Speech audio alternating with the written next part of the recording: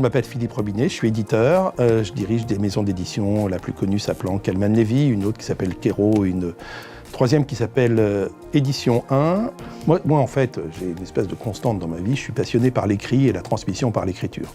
Donc, après mes études à Grenoble, quand j'ai fait du marketing, je l'ai fait dans une structure un peu particulière, qui est un institut d'études qui s'appelle BVA, où je m'occupais des médias, du département médias à la fin. C'est-à-dire qu'on parlait quand même de la transmission, et au fond, derrière la transmission, c'est comment est-ce qu'on peut vivre ensemble et comment on se transmet l'information.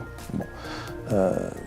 Ce temps-là, qui a duré quelques années, à un moment donné, je ressentais une petite frustration d'être observateur et pas acteur. C'est pour ça qu'avec 4 autres amis, à un moment donné, on a eu cette idée absolument folle, mais c'était au siècle dernier, au millénaire dernier, de créer un quotidien d'information qui s'est appelé Info Matin. Et ensuite, fil du temps, de la vie, on a revendu ce quotidien à feu André Rousselet. Et puis, je me suis dit, mais au fond, qu'est-ce que j'ai envie de faire après avoir ce bâton de maréchal à 30 ans? J'ai envie de continuer dans ma passion, qui est l'écriture. Et puis l'écriture s'emblématise dans quoi? Dans le livre.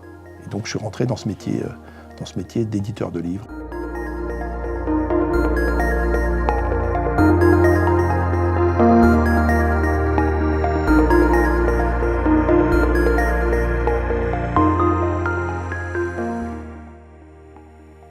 L'édition et l'édition de livres, c'est quelque chose, on l'a dit tout à l'heure, qui me passionne et plus qui me passionne, que je trouve importante. Donc quand j'ai décidé de m'investir complètement dans l'édition de livres, je me suis investi d'abord en reprenant, puis ensuite en créant un certain nombre de maisons d'édition. Calman Levy, c'est la maison qui a édité Les Trois Mousquetaires, c'est la maison qui a édité Madame Bovary, c'est la maison qui a édité le journal d'Anne Frank, c'est une maison qui a été créée en 1836, qui un peu compte un petit peu dans notre monde.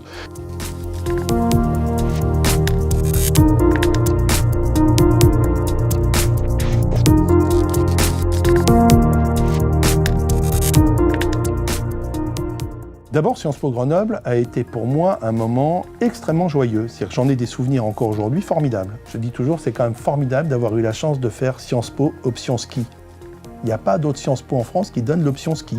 Oui, l'environnement de Grenoble autour de ces montagnes, du fait de pouvoir sortir de la ville et de se trouver dans le massif de la Grande Chartreuse ou à Champs-Rousse ou plus loin, il y a quand même peu de villes qui permettent ça. Je pense qu'on n'a qu'une vie et qu'on n'a qu'un boulot, donc autant essayer de s'amuser un peu dans cette vie et dans ce boulot.